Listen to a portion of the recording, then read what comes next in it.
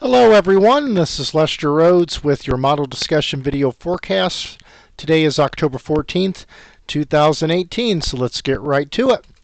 Top weather stories in our video today is the rain that we're seeing today and also tomorrow thanks to Sergio and a cold front.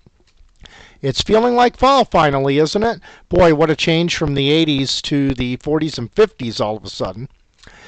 We have another system coming in late Friday into Saturday next week. And we'll take a look at the long-range outlook also. All right, so here's the national radar picture this morning. You can certainly see two areas of interest. One is the moisture with Sergio. Second is rain and snow as well with our cold front.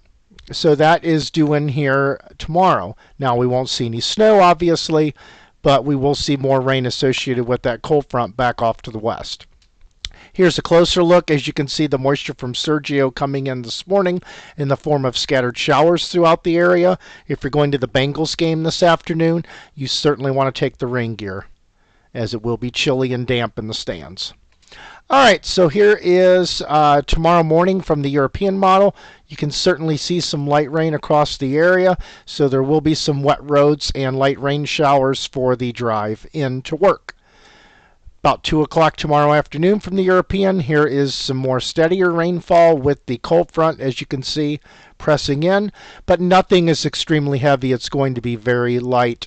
I'm thinking today and tomorrow, quarter, maybe a third of an inch. Isolated half-inch amounts for the southeast counties.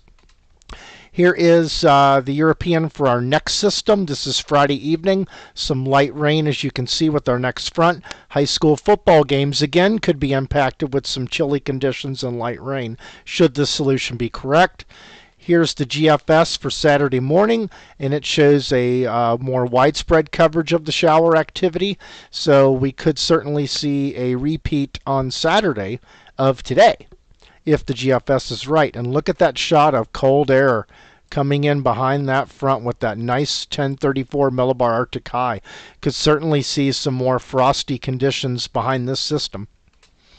Here is a look at the long range now with the Madden-Julian oscillation, or the MJO. The GFS had it in the neutral circle. Then, this was back in September when we were very warm. Then, here's October. We're in phase 1.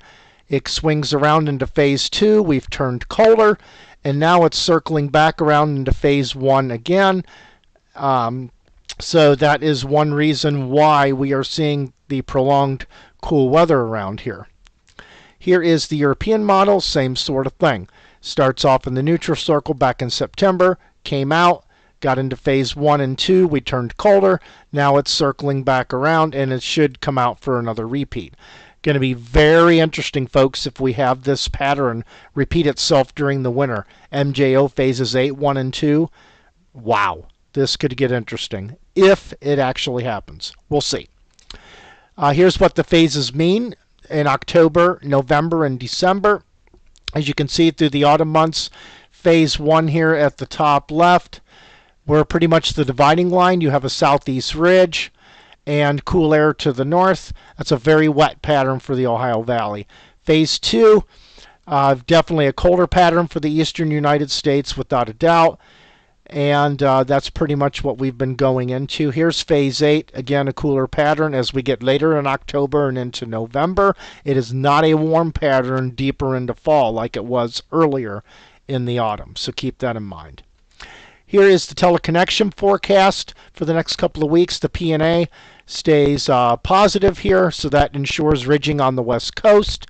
The Eastern Pacific oscillation also on the negative side, so that again keeps the blocking over Alaska, Northwest Canada, in conjunction with the negative phase of the WPO, the Western Pacific oscillation. Remember the 2013-2014 winter, when these two things were in control? Wow, it didn't matter what the positive NAO did it? Remember? That doesn't matter. Does not matter. If these two things are driving the pattern and you got a PNA to go with it, that's going to trump that. All right, so that's what we're looking at through the rest of October, basically. Moving along, here's the GFS ensemble for the last week of October, and as you can see, major blocking up here in the Arctic Circle. and you have the negative EPO with Alaska. There's the ridging along the west coast in Canada, and look at the deep trough over the eastern U.S. That is going to continue for the next 2 to 3, possibly even 4 weeks. Definitely 2 to 3 weeks for sure. Here is a look at the global SST anomalies, and as you can see, a byproduct of all that ridging is all that warm water in the North Pacific. If that stays, which right now it looks to be the case, we could see more bouts of ridging over Alaska, Northwest Canada to send the cold air south for the wintertime. A lot of warm water in the Gulf where Michael did not touch it, and the East Coast. That could also feed into storm systems. There's a lot of things happening, folks. Here's the El Nino area down here. It looks very nice and mature. Not sure if we're going to see a basin-wide event or Molokai. I'm thinking we have a small chance at Molokai still, because look at this graphic now. This is the subsurface warmth, and look at this. As you can see, the warmest SSTs are in the central part of the Pacific on the subsurface warmth. Not over here, not over here. That's a Molokai look. Now, we have to watch to see how much of this warmth makes it to the actual surface, all right, and that's up here where we are. Okay, so we got to watch that. If I would like to see more blue over here in the eastern parts off the coast of South America, but I'll take what I can get. This could be a moderate El Nino. We'll have to see how much of this warmth actually gets to the surface. Right now, high-end weak to low-end moderate is actually a great call. And this is definitely going to be a stormy winter, folks. 100% going to be an active winter. And here's Nino 1-2. Off the South American coast, and as you can see, it's a very volatile region, so it goes up and down, so you can't make the call, is it going to be Molokai or a basin wide yet? I still think that's too early and we need to wait.